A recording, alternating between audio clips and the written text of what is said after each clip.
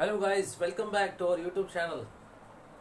Today's we will continue the problem, okay? The problem based on Coulomb damping or dry friction damping.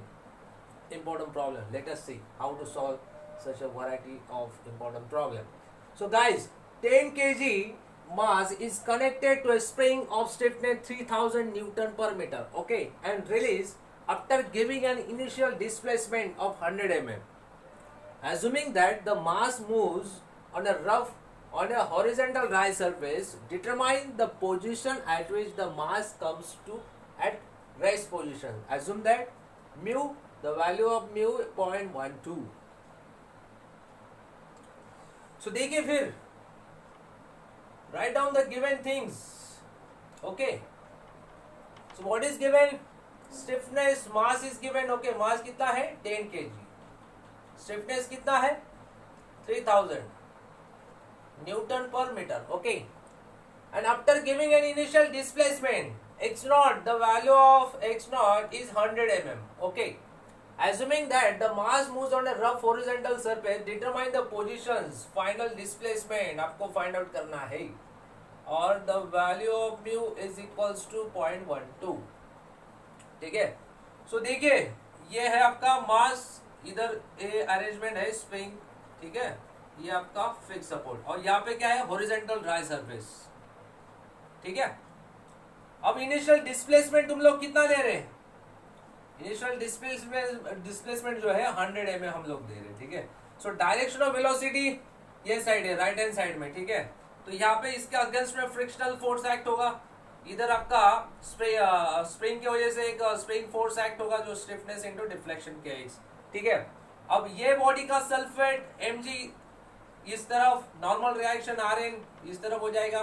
ठीक है so guys अब देखिए अगर इसको हम लोग ग्राफ से अगर समझना है आपको डिस्प्लेसमेंट वर्सेस टाइम डायग्राम तो बेसिकली इस तरह से हो ये एम्पलीट्यूड ऑफ वाइब्रेशन इस तरह से आता है ठीक है तो रिडक्शन ऑफ एम्पलीट्यूड यहाँ पे होगा कितना होता है 4f/k ठीक है यहाँ पे भी कितना आ जाता है पर cycle reduction of amplitude that is 4f/k okay so guys अब क्या हो रहा है इनिशियल डिस्प्लेसमेंट मान लो ये बॉडी है ठीक है यहाँ पे हम लोग कितना इनिशियल डिस्प्लेसमेंट कितना दे रहे हैं 100 mm बट ये body after giving initial displacement 100 mm ठीक है तो ये कहाँ पे जाके रुकेंगे वी डोंट नो ये बॉडी जो है यहाँ से इतना डिस्प्लेसमेंट देने के बाद में वो कहाँ पे रुकेगी नंबर ऑफ साइकिल भी हम लोगों को we don't know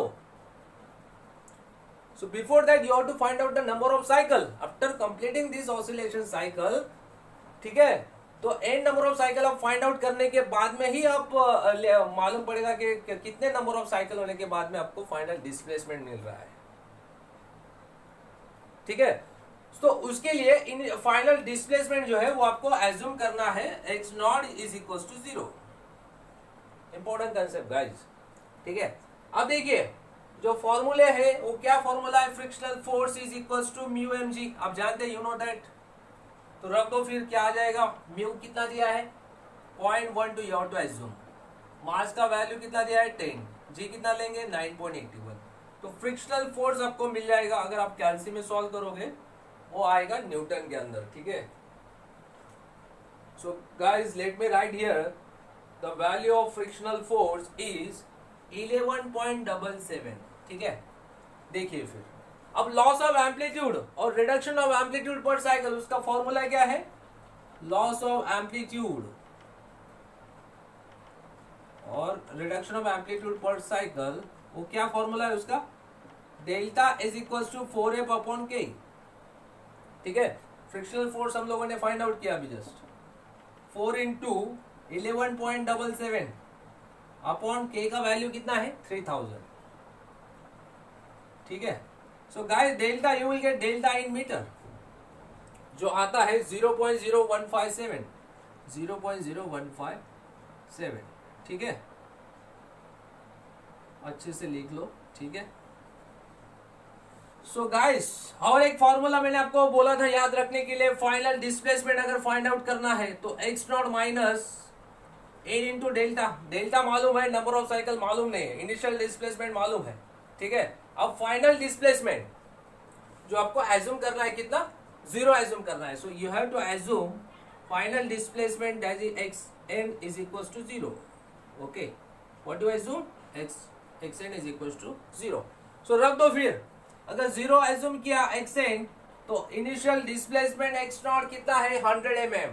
so write down here 0.1 metre.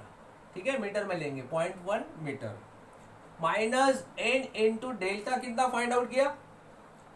0.0157. So guys, from that number of oscillating cycle you will get जो आता है approximately 6. कि भाई अभी हम लोगों को पता चला. So you can easily logic, you can easily observe. तो 1 2 3 ऐसे कितने नंबर ऑफ साइकिल है? 6 नंबर ऑफ साइकिल कंप्लीट जहां पे होंगे तो आपकी जो बॉडी है, जो सिस्टम है, वो यहाँ पे आफ्टर कंप्लीटिंग 6 और नंबर ऑफ ऑसिलेटिंग साइकिल वो यहाँ पे उसकी मेन पोजीशन अचीव करेगा. That mass of the body they will achieve their original positions और फाइनल उसका रेस्ट पोजीशन अचीव करेगा. यहाँ पे जाके वो वाइब्रेशन यहाँ पे खत्म होगा. ठीक है, तो इस तरह से आपको सॉल्व करना है guys.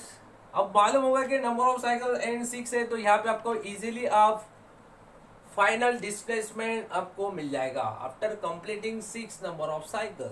Are you getting the point? Yes और नो? ठीक है, काफी इंपॉर्टेंट कंसेप्ट, इंपॉर्टेंट प्रॉब्लम जो 100% आता है. So let us see. X naught 0.1 minus N कितना लेंगे? 6 लेंगे. और डेल्टा कितना लेंगे? 0.0157. So guys, xn is equals to, you will get, if you solve in calci, 6.4 mm. 6.4 mm. Okay. अगर मीटर में लेना हो तो 6.4 into power 10 to the power minus 3 in meter. This is our correct and final answer, guys. You try to understand. Okay, you should be understand. You have to be clear. These are the things. Okay. So guys, we will meet next lectures. Till then, goodbye. Thank you.